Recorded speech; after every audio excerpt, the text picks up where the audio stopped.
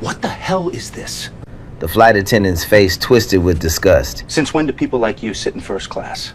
He blocked the aisle, arms crossed, glaring down at the black woman in seat 4A. Look at you, the busted suitcase, the foil-wrapped whatever you look like.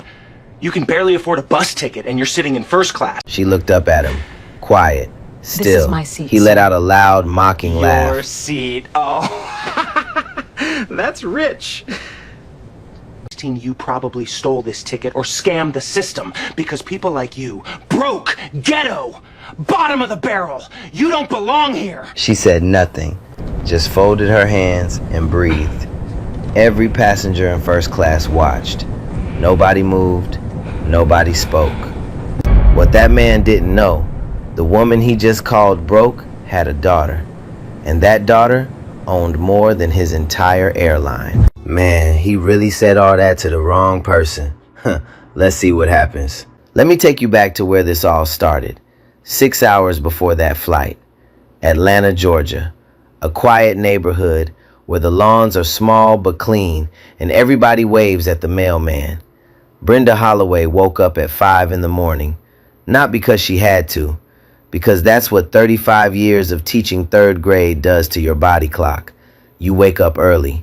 You make the bed, you start the coffee before the sun comes up. Her house was nothing fancy.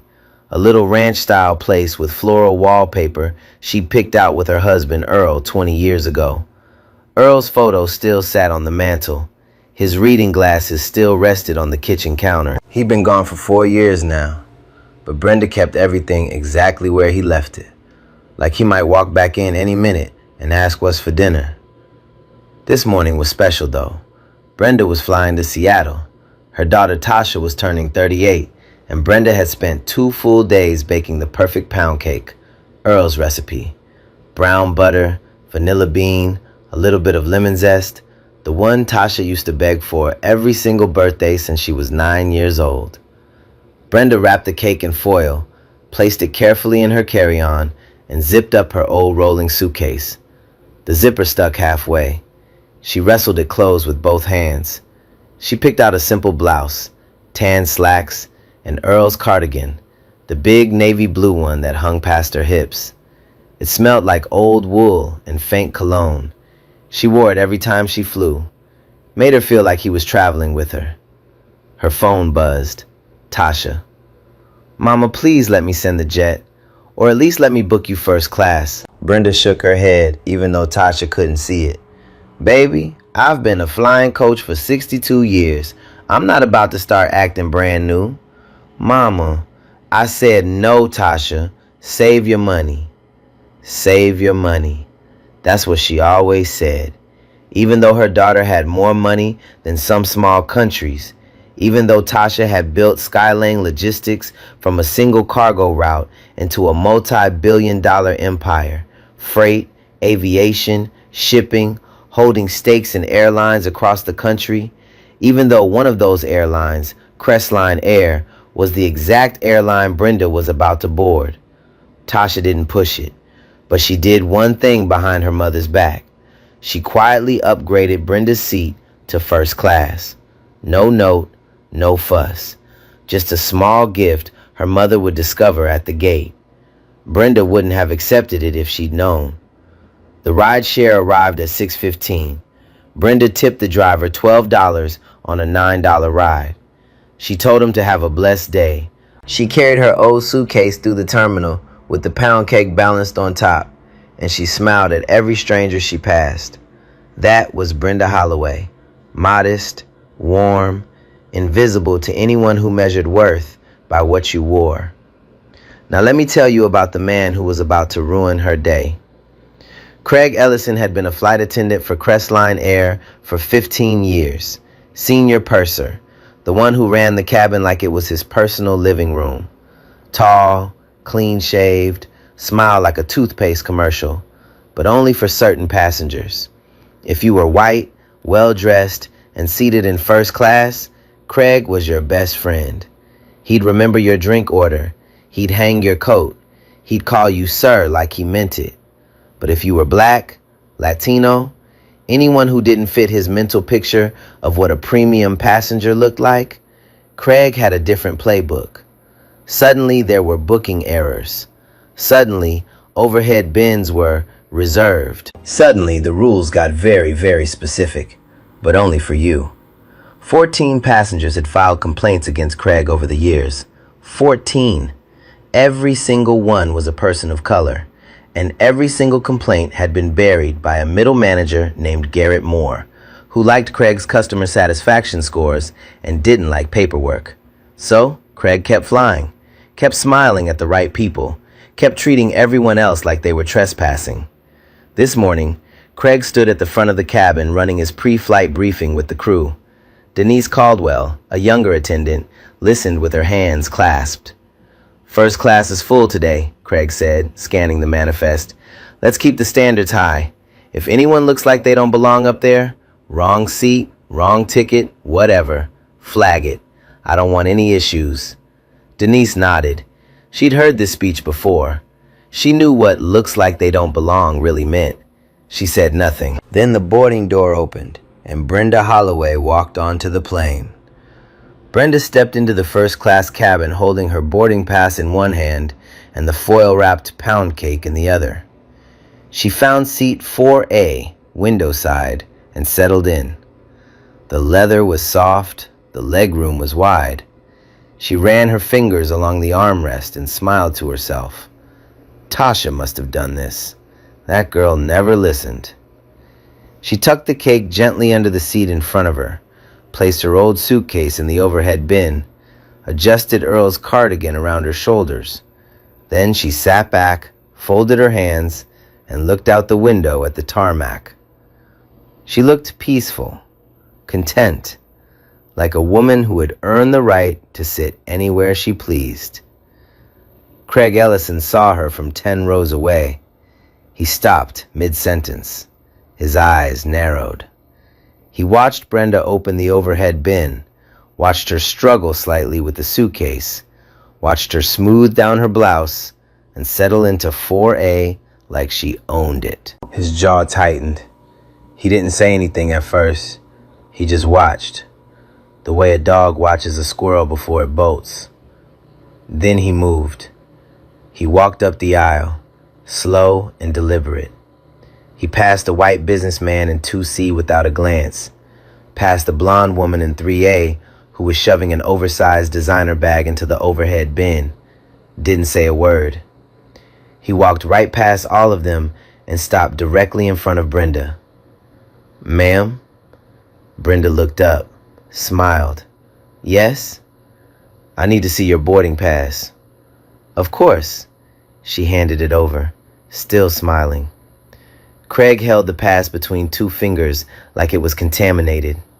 He studied it front and back, tilted it toward the light. Then he looked at Brenda, at the cardigan, the simple blouse, the foil-wrapped cake peeking out beneath the seat. "There's gotta be a mistake." "Excuse me?" "This says first class, seat 4A. "That's right. That's where I'm sitting." Craig exhaled through his nose, loud, like he was trying to keep himself calm in front of a misbehaving child. "Ma'am, I see these things all the time. System glitches, buddy passes that get misrouted. Someone types in the wrong confirmation code, and suddenly they're in a seat they never paid for."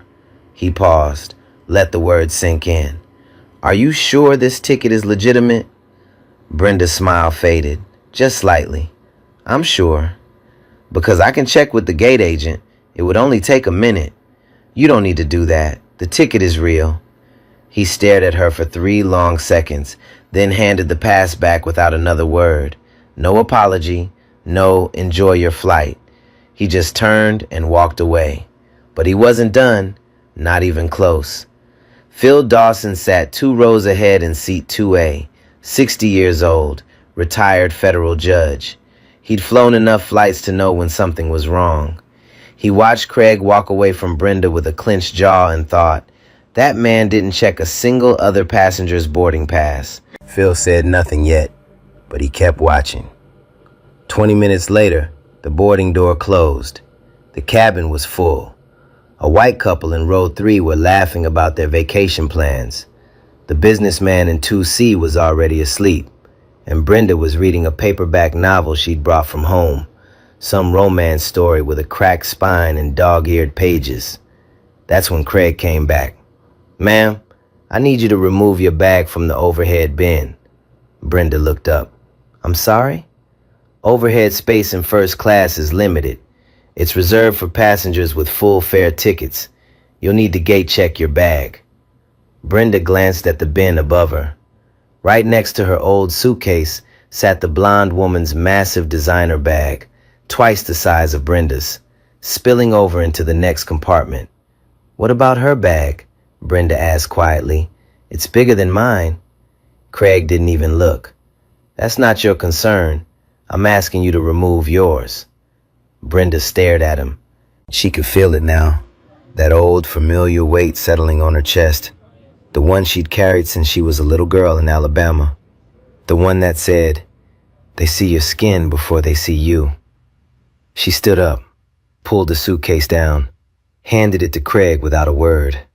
But the cake. She reached under the seat and cradled the foil-wrapped pound cake in her arms. "I'll keep this with me." Craig looked at the cake like she was holding a dead animal. His nose wrinkled. "What is that?" "A birthday cake. I made it for my daughter." "In foil?" "Yes." He smirked. That little half smile that people use when they're enjoying someone else's discomfort. "Fine. Just make sure it doesn't make a mess up here. This isn't an economy." He took her suitcase and walked away. Brenda sat back down. She held the cake in her lap with both hands, her fingers pressed into the foil. Phil Dawson watched the whole thing. His hand moved toward his jacket pocket, where his phone was. Not yet, but soon. The plane took off. 30 minutes into the flight, the drink cart rolled through first class. Craig worked the cart himself, unusual for a senior purser, but he wanted to be in the cabin, wanted to be close. He poured champagne for the couple in row 3, handed a whiskey to the businessman in 2C, who had woken up just long enough to order, gave the blonde woman sparkling water with a lemon wedge and a warm smile. Then he reached Brenda. "What can I get you, ma'am?" Brenda looked at the menu card in the seat pocket. "I'll have a glass of white wine, please." Craig's hand stopped on the cart.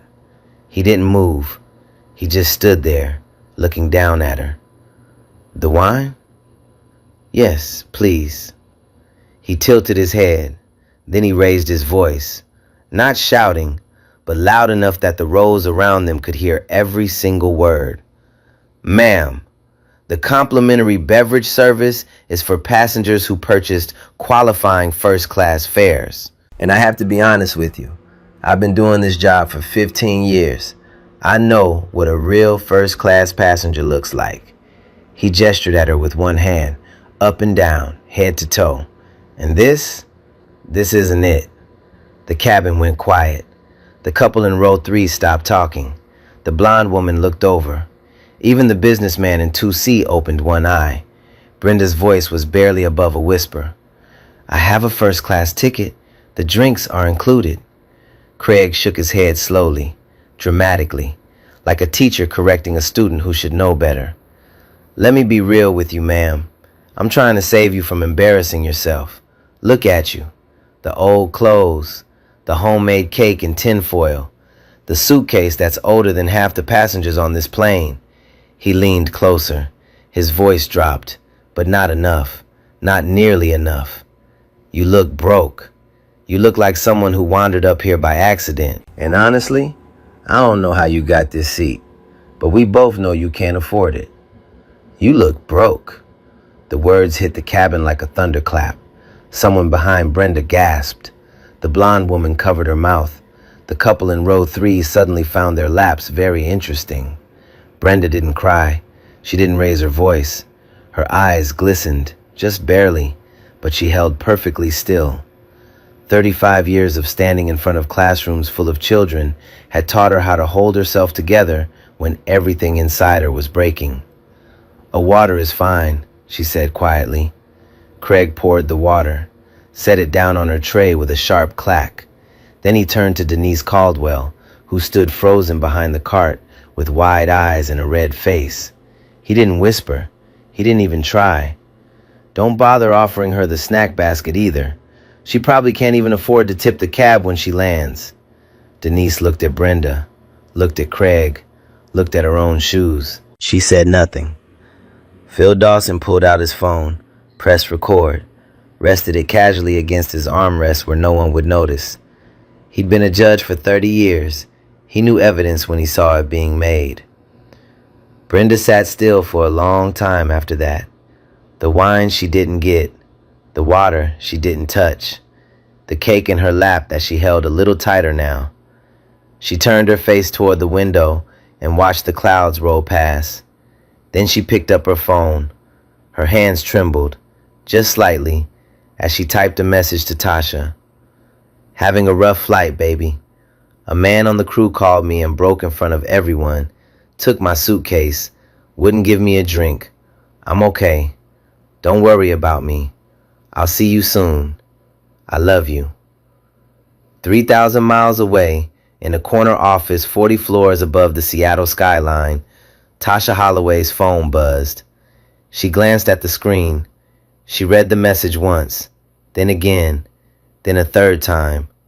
Her face went completely still, the kind of still that comes right before a storm.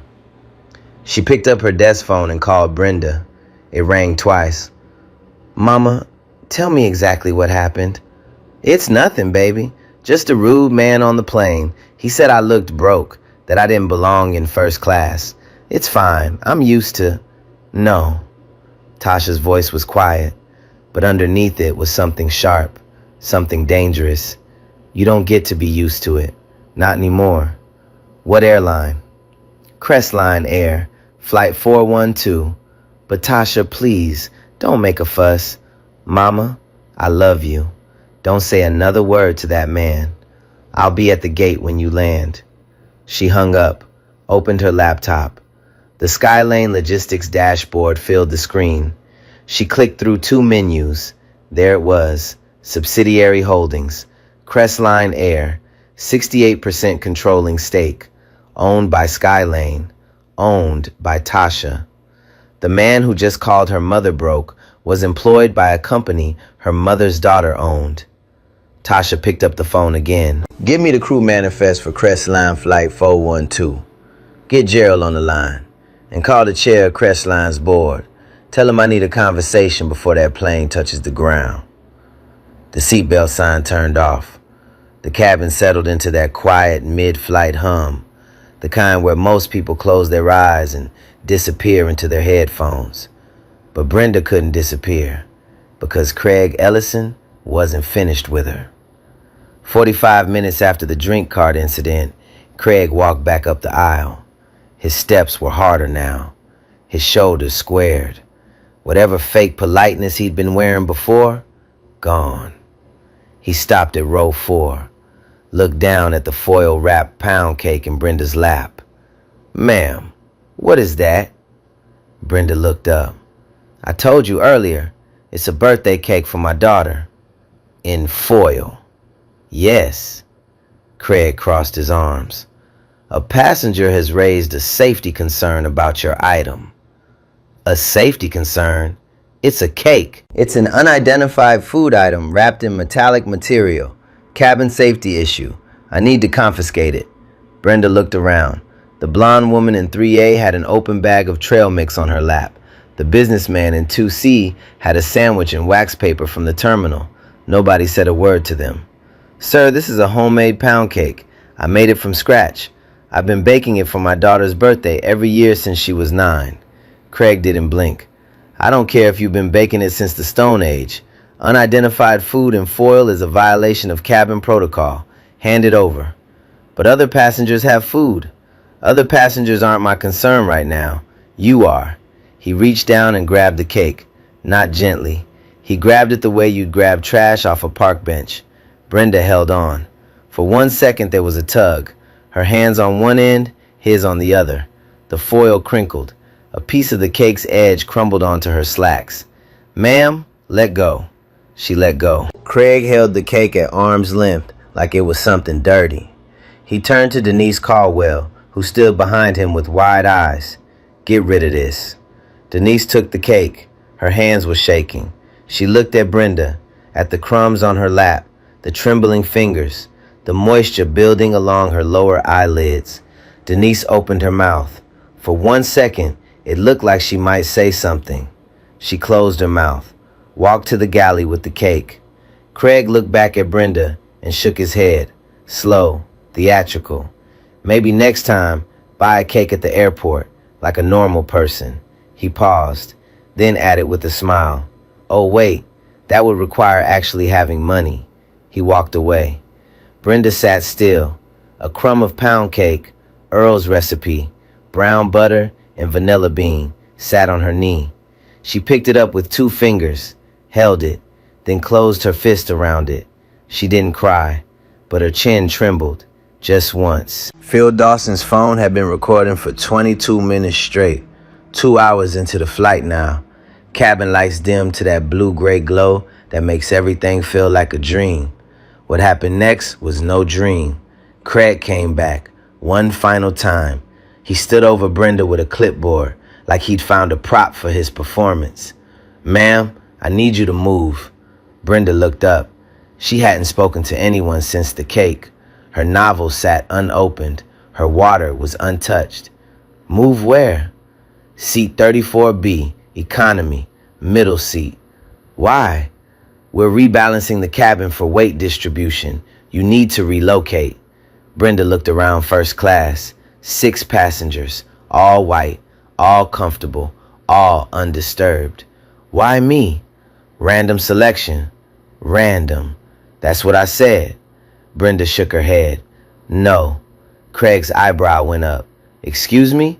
I said no. I paid for this seat. I'm not moving. Something shifted in Craig's face. The mask slipped. The professionalism, the clipboard performance, all of it fell away. What was left was raw, ugly. He leaned down, close enough that she could smell his cologne. Sharp, chemical, suffocating. Close enough that his breath hit her cheek. He lowered his voice, but not low enough. Phil Dawson's phone caught every syllable. Listen to me. I've been doing this for 15 years. 15 years of dealing with people like you. Broke, loud, entitled, thinking you can scam your way into first class and play victim when someone calls you out. His voice got harder. You don't belong here. You have never belonged here. The only reason you're still in that seat is because I haven't called the captain yet. He straightened up, looked down at her like something stuck to his shoe. Move yourself to 34B, or I'll call the captain, he radios ahead, and police will be waiting at the gate. Your choice, but you are not staying in first class. 3 words hung in the air. Broke, loud, entitled. Said to a 62-year-old retired teacher whose only crime was being black in a seat a white man decided she didn't deserve. Brenda looked up at him. Her eyes were dry now. Something had changed, hard and clear, like glass after rain. 35 years of facing down bullies on playgrounds and angry parents at conferences. She knew this man. She'd known 100 versions of him. My name is Brenda Holloway, and I am not moving. Craig's face turned angry red. The kind of red that comes when a man used to power meets someone who won't bend. He grabbed the intercom phone. Captain, this is Ellison, non-compliant passenger in first class, seat 4A. Disruptive, combative, refusing crew instructions, requesting law enforcement on arrival. Disruptive, combative, refusing instructions. Brenda had not raised her voice once, had not stood up, had not touched or threatened anyone. She just sat in her seat and said no. But in Craig's report, she was a threat, a danger. Because that's how it works.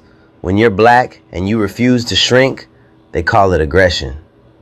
Passengers shifted uncomfortably. Some looked at Brenda with pity. Some looked away. A woman across the aisle clutched her purse tighter.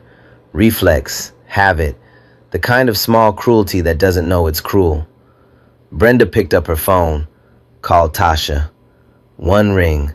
Tasha answered before the second. Mama? Baby? Her voice cracked. First time all flight. Not loud, just a tiny fracture, like a hairline crack in a teacup holding hot water too long. They're calling the police on me. What?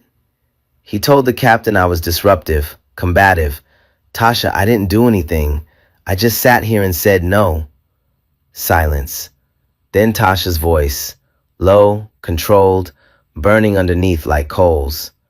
Mama, don't say another word to anyone on that crew. Don't move.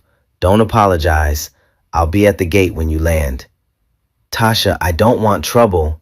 Mama, he called you broke. Took your cake. Now he's sending police after you for sitting in a chair?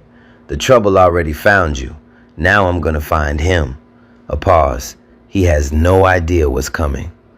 Tasha hung up, stood at her office window 40 floors above Seattle. The city below like a circuit board, lights and motion and power. Her reflection stared back, calm face, burning eyes. 3 calls in 4 minutes.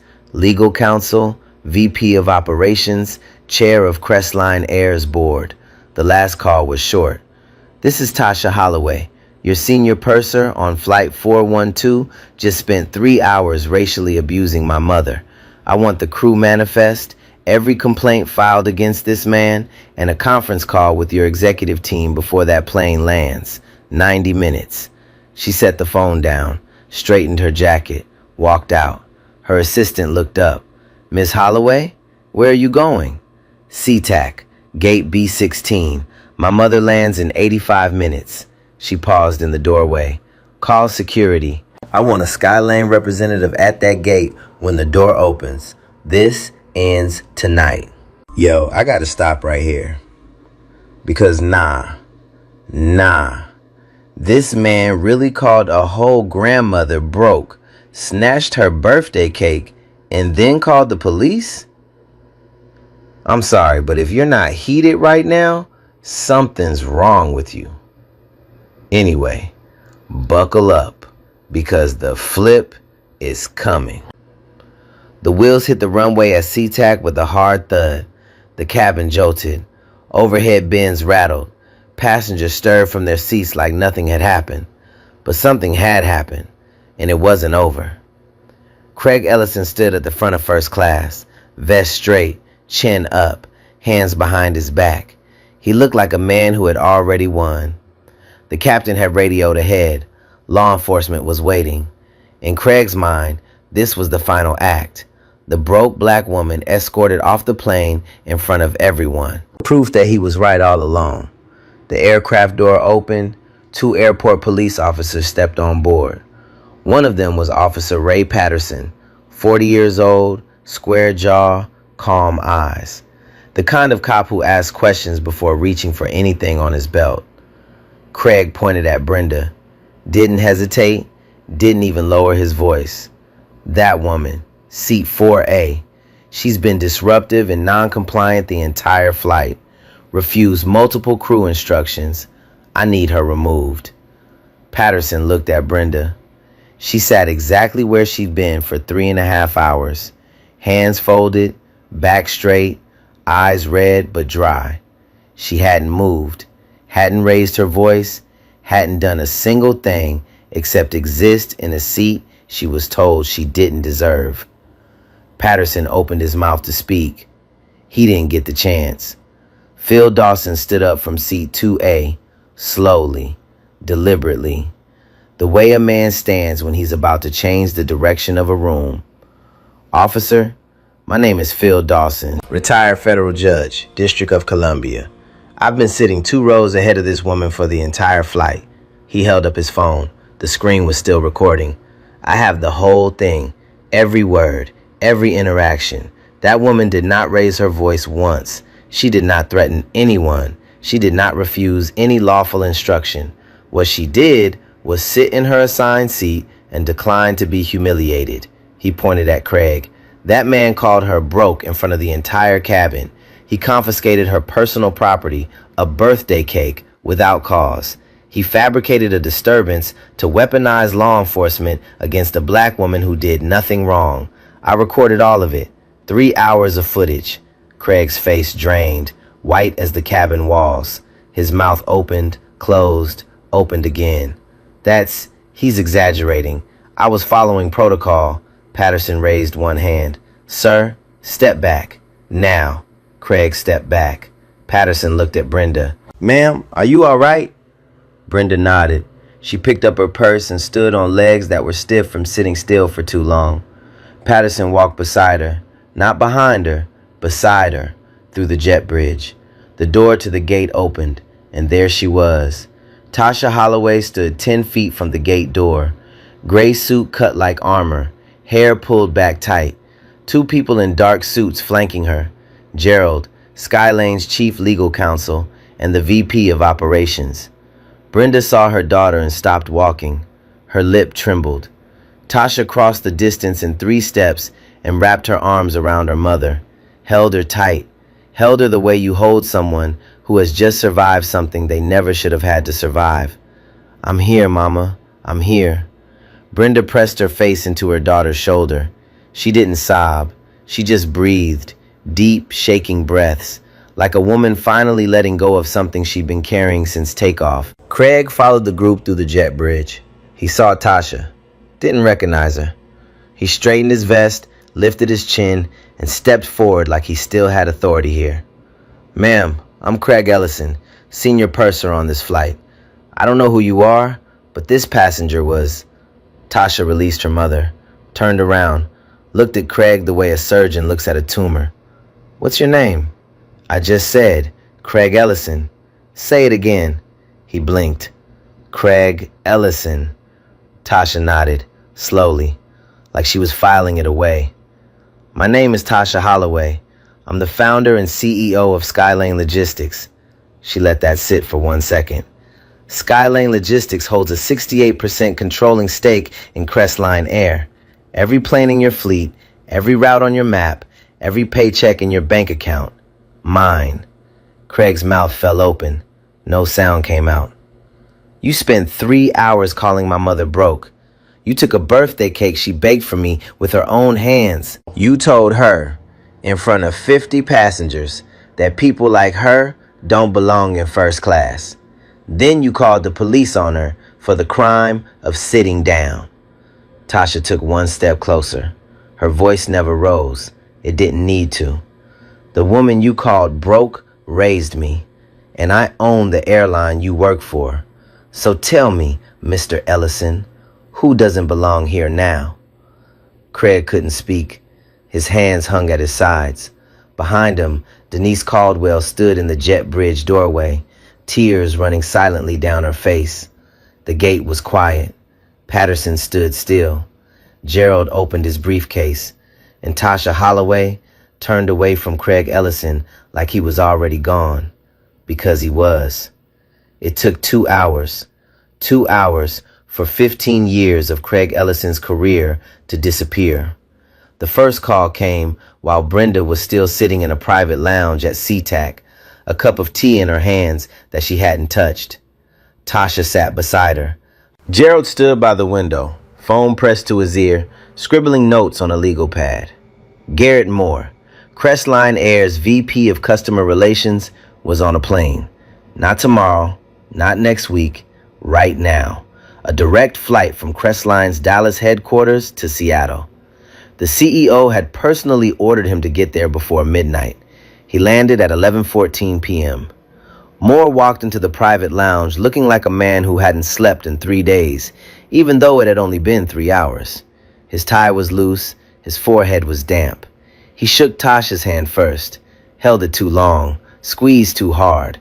The handshake of a man who knows his company is standing on the edge of a cliff. Miss Holloway, on behalf of Crestline Air, I want to personally... Tasha held up one hand. Don't talk to me, talk to her. She pointed at Brenda. Moore turned. He looked at Brenda. The cardigan, the untouched tee, the quiet dignity that hadn't cracked even now. And for the first time, something that looked like genuine shame crossed his face. Mrs. Holloway, I am deeply sorry for what happened to you on Flight 412. It was inexcusable. It was wrong. And I want you to know that Craig Ellison has been suspended effective immediately. Brenda looked at him. Suspended? Yes, ma'am. His badge has been collected. He is barred from all Crestline aircraft and facilities pending a full investigation. Brenda nodded once, slow. She didn't say thank you. She didn't say it's okay, because it wasn't okay, and they both knew it. 30 minutes later, Craig Ellison stood in a fluorescent-lit office in the bowels of SeaTac's operations wing. 2 Crestline security officers stood by the door. Moore sat behind a desk that wasn't his, reading from a tablet. Craig, you're suspended without pay pending investigation. Your crew badge, your access credentials, and your uniform jacket. I need them now. Craig's face was gray. The arrogance was gone. The smirk was gone. What was left was a man watching everything he'd built slide off a table in slow motion. Garrett, come on. 15 years. 15 years I gave this airline. Moore didn't look up, and in 3 hours you became the biggest liability it's ever had. It was a misunderstanding. She was what, Craig? Moore's voice went flat. She was sitting in her seat, with a valid ticket, and you called her broke, on a plane owned by her daughter's company. There is no version of this that ends well for you. Craig's badge hit the desk with a plastic clack. He pulled off his uniform jacket and dropped it on the chair. He walked out of the office in a white undershirt and slacks. No badge, no vest, no authority. Just a middle-aged man walking through an empty terminal with nothing. Nobody said goodbye. Meanwhile, 3,000 miles of internet were catching fire. Phil Dawson, with Brenda's permission and Tasha's encouragement, had sent his footage to a Seattle news station. The story aired at 11 p.m. Pacific. By midnight, it had been picked up by every major outlet in the country. The headline wrote itself. Flight attendant calls black grandmother broke. Her daughter owns the airline. The clip everyone shared was 17 seconds long. Craig's voice, clear as glass. You look broke. You look like someone who wandered up here by accident. Then the second clip, 43 seconds. People like you, broke, loud, entitled, you don't belong here. 17 seconds, 43 seconds. That's all it took. By morning, the video had 12 million views. By the next afternoon, 31 million. The comment section was a wildfire. Twitter was a war zone. Instagram stories, TikTok stitches, Facebook shares, everywhere you looked, Brenda Holloway's face and Craig Ellison's voice. Hashtags climbed the trending lists like rockets. She's not broke. Who's broke now? Justice for Brenda. 14 complaints. That last one, 14 complaints, came from a leak. Someone inside Crestline had already started talking, and what they said would blow the whole thing wide open. But that night, none of that mattered to Brenda. She sat in Tasha's living room in Seattle. The TV was on. Her face was on the screen. She watched it the way you watch a car accident, unable to look away but wishing you could. Tasha sat beside her, close, shoulder to shoulder. Mama, I know this isn't what you wanted. No, it isn't. But this isn't just about you anymore. It's about the 14 people who complained about that man before you. People nobody listened to. It's about the next black woman who gets on a plane alone and has to sit there wondering if someone is going to tell her she doesn't belong. Brenda was quiet for a long time. The news anchor was talking about racial profiling in the airline industry. Brenda's third grade class photo, the one from her mantle, the one someone had found online, flashed on the screen. She looked at Tasha. Then we do this right. The investigation started 3 days after Flight 412 landed. It ended 6 weeks later. What it uncovered was worse than anyone expected. Crestline Air hired an independent firm, not by choice, but because Skylane made it a condition. Tasha's legal team delivered the message in writing. Commission a full investigation, or Skylane exercises its majority stake and replaces the entire board. The investigation began the next morning.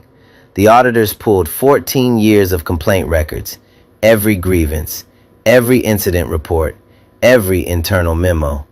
What they found was a system designed not to solve problems, but to bury them. Craig Ellison had 14 formal complaints, every single one from a passenger of color, a Latino family on a Dallas to Denver flight. Craig forced them to gate check all 4 carry-on bags, reserved for priority passengers. The white couple across the aisle had 6 bags. Nobody touched one. A black businessman in first class, Chicago to Los Angeles.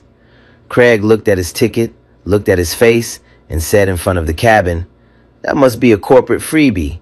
Enjoy it while it lasts." A West African woman traveling alone, Atlanta to New York. Craig asked her to move seats 3 times during a single flight. 3 different excuses. She filed a complaint on landing. It was marked, resolved, no action needed, within 48 hours. 14 complaints, 14 passengers. 14 times someone said, "This man treated me differently because of my skin." And 14 times the same thing happened. The complaint landed on Garrett Moore's desk, and Moore made it disappear. The auditors found his emails. One read, "Ellison's scores with premium demographics remain strong. Complaint doesn't warrant formal action. Filing as closed." Premium demographics.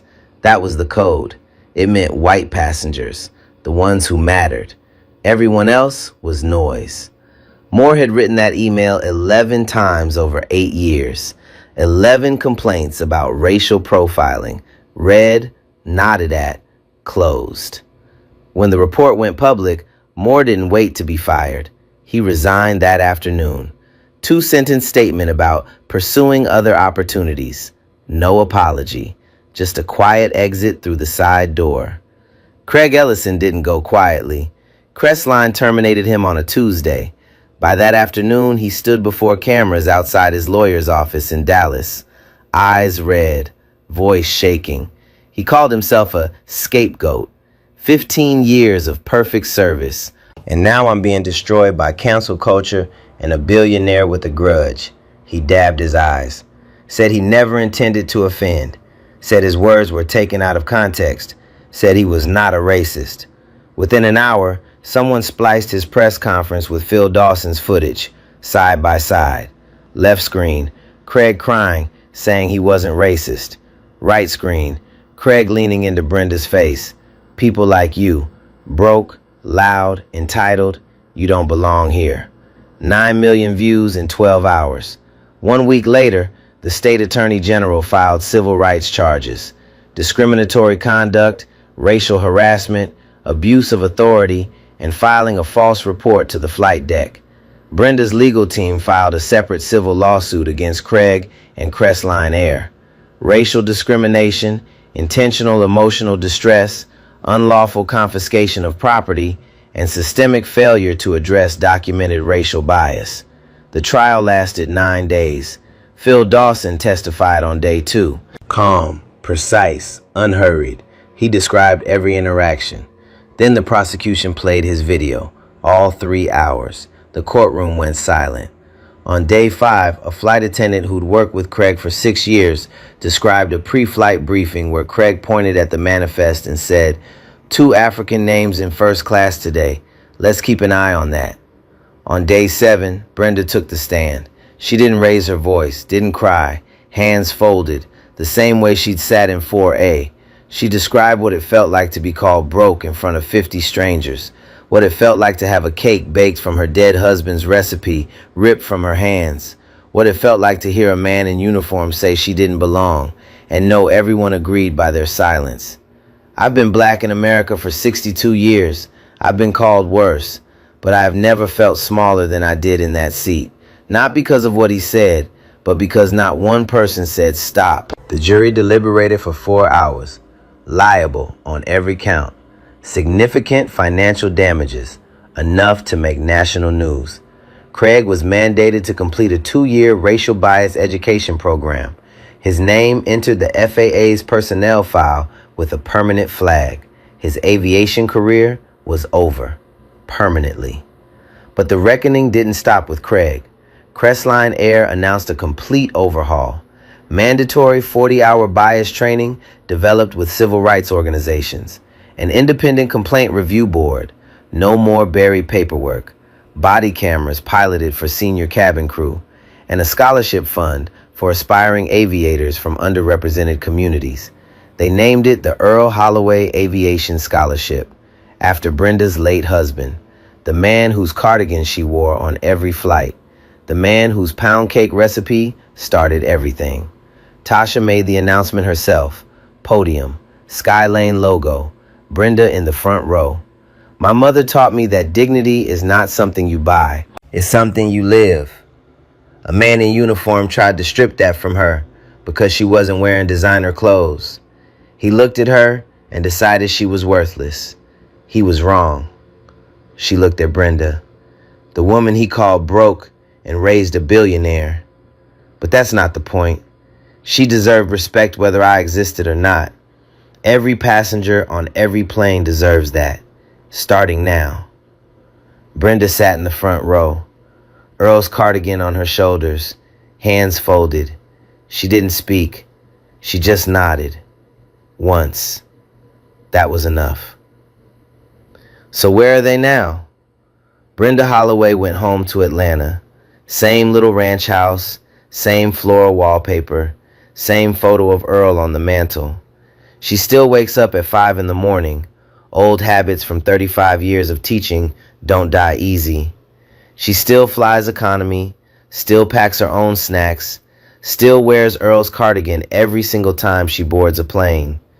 But one thing changed. Crestline Air invited her to join their newly created Passenger Dignity Advisory Board. Tasha pushed for it. Brenda resisted at first.